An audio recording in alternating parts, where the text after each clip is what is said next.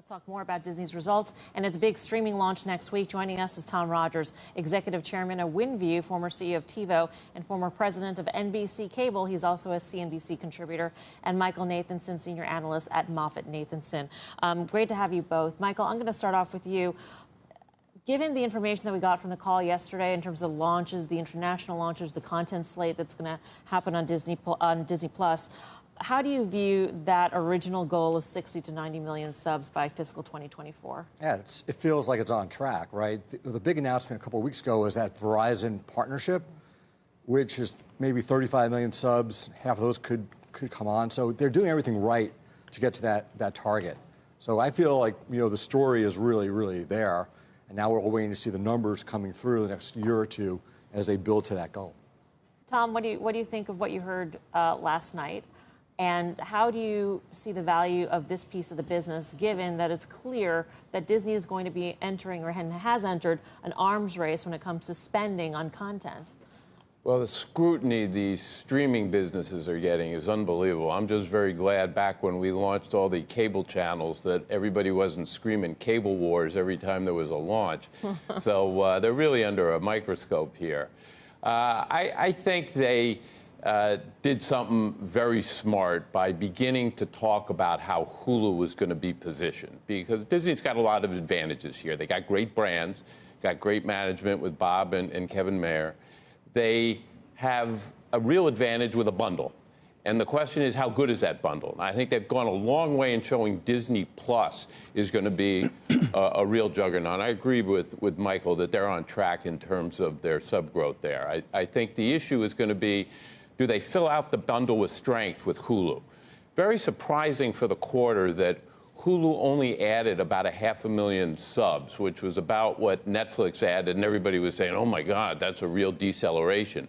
And Hulu's got half the subs of Netflix, so people would have thought it would have grown more. And with all the cord cutting in the quarter, and that's the way to get your network television shows, people would have thought Hulu would have grown really well. So I think they did something really smart, beginning to associate Hulu with the FX brand, adult, edgier, begin to show that the Fox acquisition was going to be put behind that in a meaningful way. And I think if they can show that bundle has some real strength and they can therefore afford the kind of bidding on original programming that Netflix is doing, meaning they'll have more subs to amortize that across, I think they'll be very well positioned.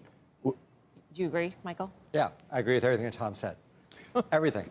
Can I ask about one thing, which is, I agree with you. Disney Plus is probably going to be a must-have. It's one of the things that people want for the great breadth of content.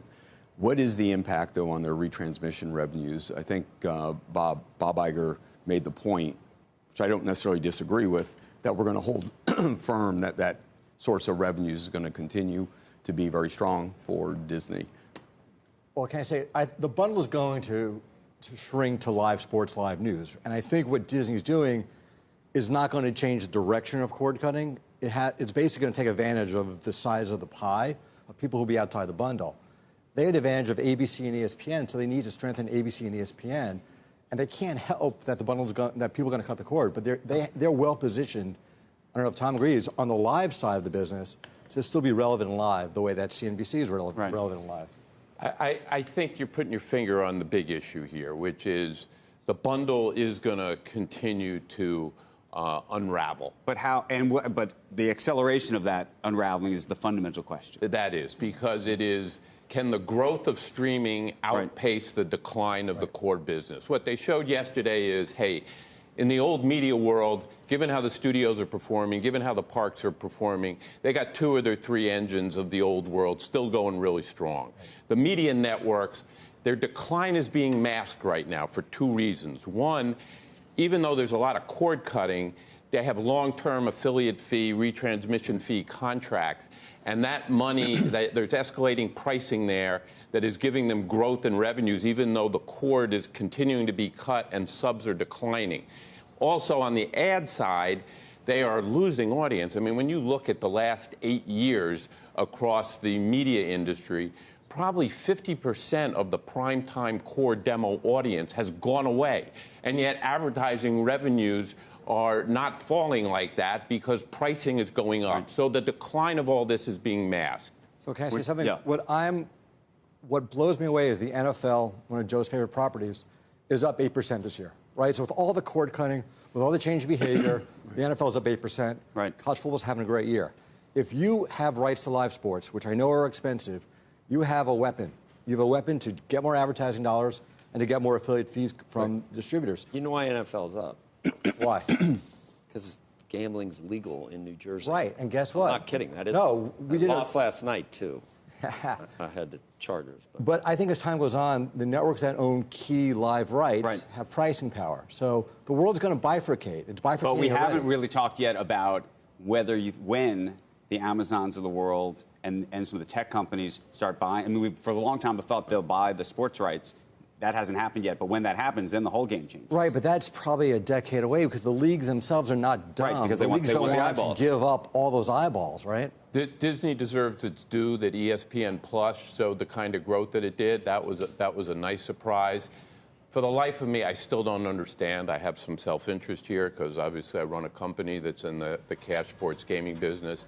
Why ESPN, beyond programming, isn't embracing that revenue stream. Yeah. They are so well suited to be able to take advantage of that. It's not even some vice that I'm talking about. I'm talking about just being more into. I watch every minute of every game now. And even if you think gambling, it's $20. Even if you think there's something wrong with gambling, you can do it as a game of skill for cash, and they could engage their audience hugely. ESPN Plus, you'd think was built for that. Baseball, Don't understand it. It's the answer to a lot of. So you're in. You got some investments there. Got a little bit. Got a little bit. Yeah. Tom and Michael, thank you. What about you, Scott? You got to get in there. You got any DraftKings fan into the gambling part? Yeah, and it's going to be legal. Come on, it may be. Man. Huh? It's a tough part of the world. Like going to Cuba back in the.